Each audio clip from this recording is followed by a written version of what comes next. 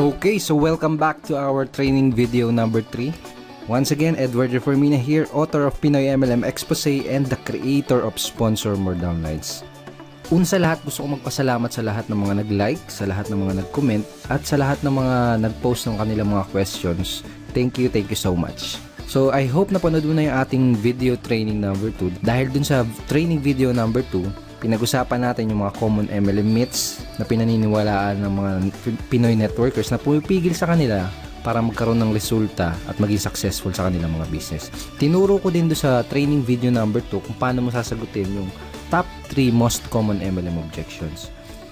So ngayong araw na to, in this video, pag-uusapan natin yung pinaka-importanting skill na kailangan mong matutunan as a network marketer. At yun ay ang closing skill. So bakit ba napaka-importante na matutunan natin at ma-master natin itong closing na to? Let me tell you a true story. Nung unang na-introduce sa akin ang network marketing, naisip ko kagad kung sino-sino yung mga tao na pwede kong matulungan do sa magiging network marketing or MLM business ko. Isa sa unang pumasok sa isip ko ay yung classmate ko nung college. Alam ko kasi yung hirap niya sa buhay. Kumbaga siya yung sumusuporta sa mga magulang niya. Siya yung sumusuporta na sa buong pamilya niya. Siya yung nagpapaaral ng mga kapatid niya. Gustong-gusto ko siyang mapasali sa business ko dahil alam ko na malaki yung maitutulong sa kanya at sa pamilya niya ng opportunity ko. Kaya ang ginawa ko, in-invite ko siya doon sa opportunity meeting ng company namin. Baga, sinet up ko siya ng appointment, nilibot ko siya doon sa opisina, pinakilala ko pa siya doon sa mga ibang partners namin.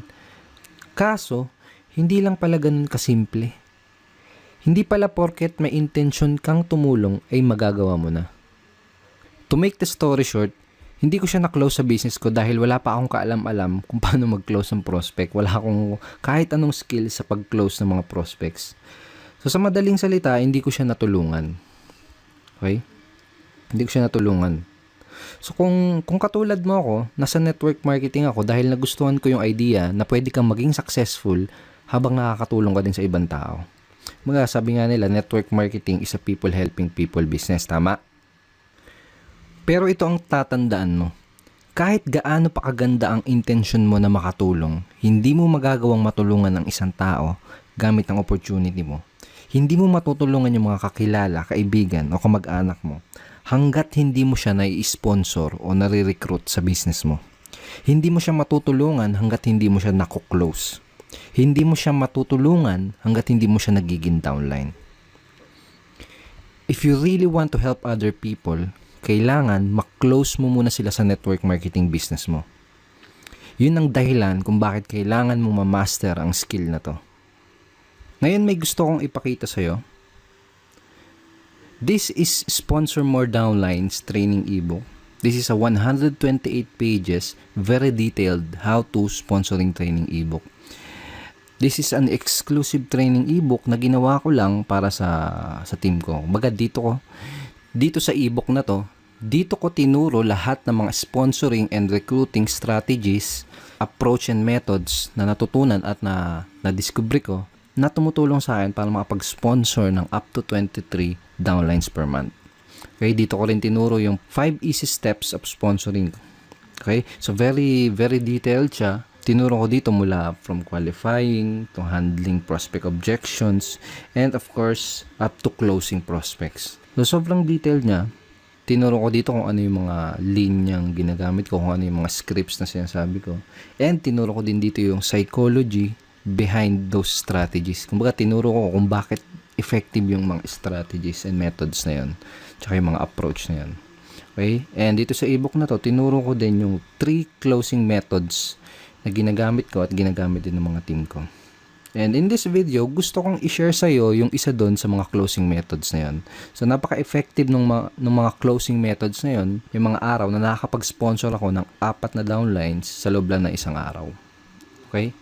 Pero bago ko ituro sa'yo yung isa doon sa mga closing methods na yun, gusto ko munang i-share sa'yo yung mga naging resulta ng mga taong nabahagian at naturuan ko na ng mga strategies at mga approach mula dito sa training ebook na to.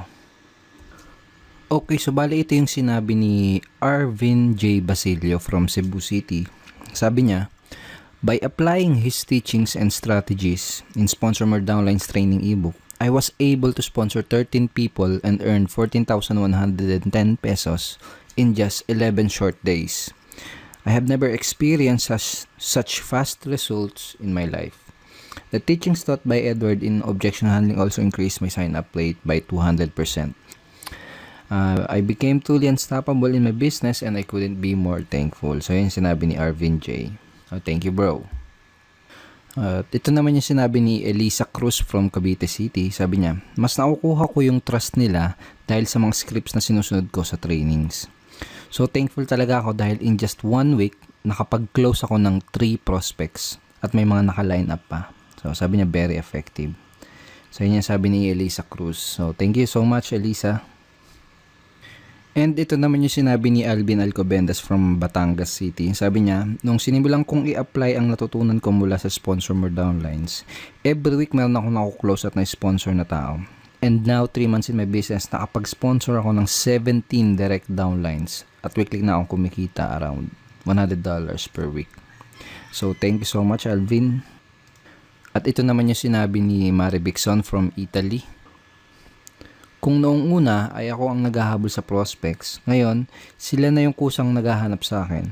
Wala na rin akong katakot-takot sa pagsagot sa mga prospect objection. Iba talaga pag may proper training. In 1 month, I got 5 direct referrals. Ayun sabi ni Marivic. Thank you, Marivic. At ngayon, ito naman yung sinabi ni Ryan Montilla from Makati City. Sabi niya, dati nung di ko pa natututunan yung mga strategies sa Sponsor More Downlines, ay para akong naglalakad sa dilim na walang ilaw, na nangangapa ako sa daan na tatahakin ko. Kung baga walang proper direction at bumalik ako sa pagiging empleyado, nag-stop ako sa pagiging networker. Then, pagkatapos kong i-apply yung mga natutunan ko sa Sponsor More Downlines, ay sobra, rocket ship to the maximum level. I earned 135,041 pesos at nakapag-sponsor ako ng 72 direct downlines in just 4 months.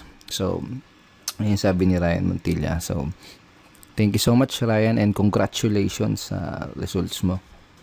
At lastly, ito naman yung sabi ni Mr. Rafi Calicdan from Quezon City. Sabi niya, pagkatapos ko matutunan ang mga teachings ni Sir Edward Reformina, nakasponsor ako ng 26 downlines in just 56 days. I earned $945 in 2 months. I never expected na ganun ka-effective yung pag-apply ko ng natutunan ko. It has unleashed the leader potential in me.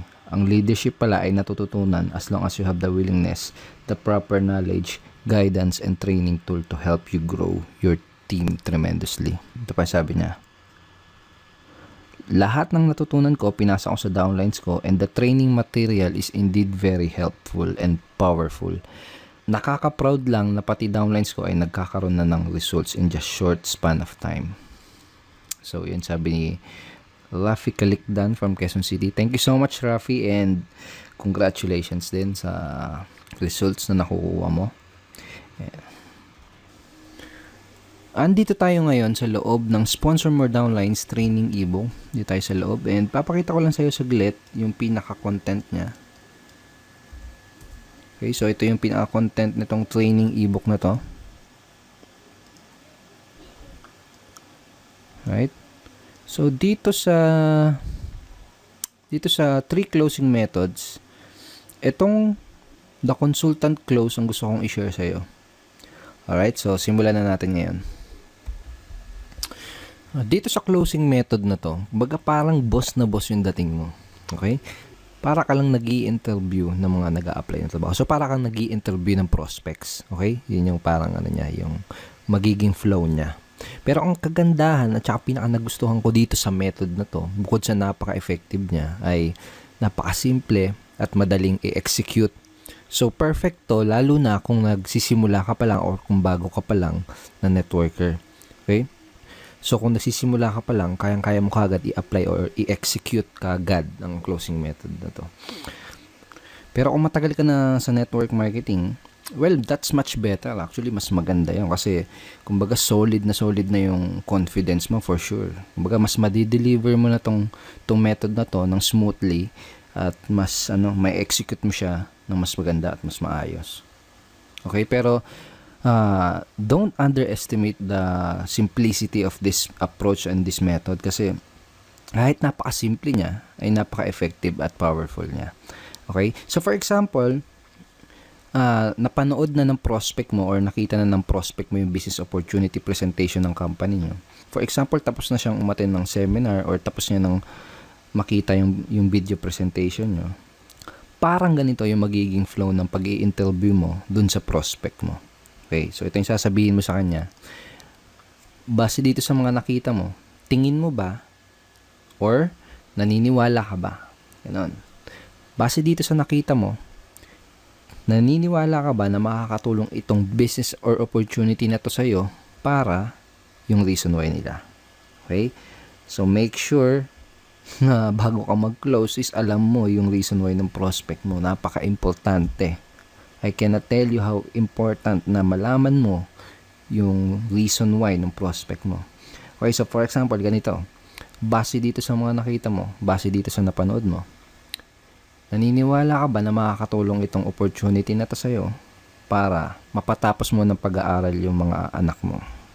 Okay? Parang ganun. Base dito sa mga napanood mo, tingin mo ba makakatulong itong business na to para matulungan mo yung asawa mo sa mga gastusin nyo sa bahay? Parang ganun.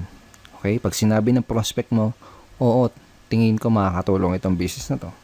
So, yun mo sa kanya, itanong mo sa kanya, magkano yung gusto mong kitain kada buwan working part-time? Or full-time kung gusto niya ng full-time. Okay? So, for example, ito yung sinagot ng prospect mo, kahit siguro mga 20,000 lang muna na monthly income. Sabi mo, okay, that's good. Mga ilang oras kada araw o linggo ang pwede mong ilaan para sa business na to para ma-achieve mo yung 20,000 per month na income. Okay? So, sasagutin ka niya ng kung ilang oras. Sabihin natin, ang sinagot niya is mga 2 to 3 hours per day lang muna. Ganon. Sabihin natin, ganun yung sinagot niya. Ang next na sasabihin mo ay ito. Okay, sabihin natin na kumikita ka na ng 20,000 pesos na monthly income working 2 to 3 hours per day. Ano yung iba pang magiging benefit nun para sa'yo at sa family mo? Okay? So, using these lines, unti-unti nang kino-close ng prospect mo yung sarili niya doon sa business mo. Baga siya na yung mismo kasi nagsasabi ng mga benefit na makukuha niya doon sa opportunity mo di ba? So, napaka-powerful talaga nito. Okay? So, ngayon, sabihin natin, sinagot niya na, ito yung mga magandang magiging benefit yan para sa akin. Tapos, ang tatanong mo sa kanya, pag nasabi niya na sa'yo yung mga benefit na makukuha niya sa opportunity, ito yung next na itatanong mo sa kanya. May mga gusto ko pa bang itanong bago ka magsimula? Okay? O kaya, ano yung mga questions na gusto mong masagot ko bago ka makapagsimula? Or, bago ka magsimula sa business na to, may gusto ka pa bang malaman? Okay? Kapag sinabi ng prospect mo na, kapag may mga remaining questions pa siya, ang goal mo is masagot lang yung mga question na yun. Okay? Ang goal naman kasi talaga natin is mabigay lahat ng mga kinakailangan na information para makagawa ng informed at sariling decision yung prospect natin. Okay? So, for example, may objection pa siya natitira, kung may question pa siyang natitira, ang goal mo lang is masagot yun. So, make sure na napanood mo din yung video training number 2 natin dahil tinuro ko sa iyo yung mga tinuro ko dun sa video training na yun kung paano mo sasagutin yung mga most common MLM objections. So, for example, sinabi na ng prospect mo na wala naman na siyang question. Ang magiging closing line mo ay ito. Okay? Sounds to me na ready ka nang mag-join. O kaya naman ay ito. Mukhang handa ka nang magsimula. Tama ba? Kaya, mukhang handa ka nang magsimula sa business na to. Tama ba? Pag sinabi mo yun sa prospect mo, pakinggan mo kung ano yung isasagot nila. Kasi doon mo malalaman kung may mga tanong pa sila or kung may mga objections pa sila. Okay? Kung wala na silang tanong, ang sasabihin lang nila, parang ganito, oo, ready na ako. Or, paano ba magsimula? Okay? Kapag tinanong nila na ganon, kapag tinanong ka na nila kung paano ba magsisimula sa business mo, sabihin mo lang, okay, ganito yung next step na gagawin mo para makapagsimula ka na kaagad. Parang ganon. Okay, let me show you yung mga next steps na gagawin mo para makapagsimula ka na kaagad. Okay?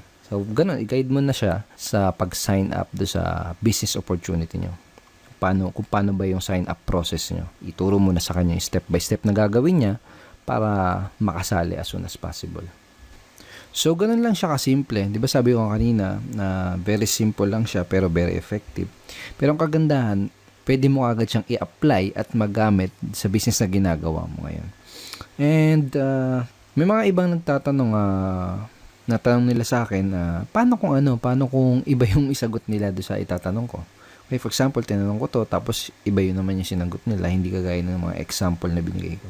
Well, to tell you honestly, hindi naman kasi importante yung mga script eh. Kaya ang importante is yung psychology sa likod ng kumbaga ano yung reason kung bakit mo tinatanong yung mga questions. Anong reason kung bakit mo sinasabi yung mga example scripts na to. For example, okay, ganito yung next step na gagawin mo para makapagsimula ka na kagad. Basically, kapag sinabi mo yung ganito sa prospect mo, you are showing leadership. Kumbaga, tinuturuan mo siya, ginaguide mo siya. You're showing that you are a true leader. Napakita mo sa kanya na isa kang leader na kaya siyang i-guide sa proseso or do sa business. Parang ganun. Okay? Mas importante yung yung maintindihan mo o ma-internalize mo kung bakit mo sinasabi yung itong mga scripts na to. Okay? Kasi kapag naintindihan mo na ng maigi kung ano yung reason kung bakit mo sinasabi yung mga lines or script na yan, doon darating yung point na makakapag-improvise ka na ng mga sasabihin mo doon sa prospect na kinakausap mo. Okay, so ito yung consultant close method. Ito yung isa sa mga closing method na ginagamit ko para makapag-sponsor ng madaming downlines sa aking business. Okay? Ito yung isa sa mga closing method na tinuro ko dito sa loob ng Sponsor More Downlines training ebook. So, make sure na i-apply mo kaagad itong method na to sa business mo. Kung may kakausapin ka mamayang prospect, kung may kakausapin bukas, sa isang araw, make sure na gamitin mo kaagad itong mga lines na to para ma-practice mo kaagad, para masanay ka kaagad, para ma-internalize mo kaagad yung method, at para ikaw mismo makita mo din yung response at yung magiging resulta kapag ginamit mo tong closing method na to. So, I hope madami kang natutunan dito sa 3-part video training series natin, and I hope ay nag-enjoy ka sa panonood nitong 3 videos na to dahil ako mismo nag-enjoy ako sa paggawa nitong 3-part video training series na to para sa'yo. At ngayon, ang kailangan mo na lang gawin ay i-apply ang lahat ng mga natutunan mo mula dito sa training series natin. Pero syempre, hindi dito natatapos yung pag-aaral mo. Baga, hindi dito natatapos yung pag-educate mo sa sarili mo. Because network marketing is a continuous learning journey. Sabi nga nila, if you stop learning, you stop earning as well. So, dapat tuloy-tuloy. Dapat tuloy-tuloy yung pag-increase mo ng mga nalalaman mo. Dapat tuloy-tuloy yung pag-increase mo ng knowledge mo. At kapag ginawa mo yun, makakapag-acquire ka ng mga necessary skills. Mga skills na tutulong sa'yo para magka-resulta, para maging successful dyan sa business mo.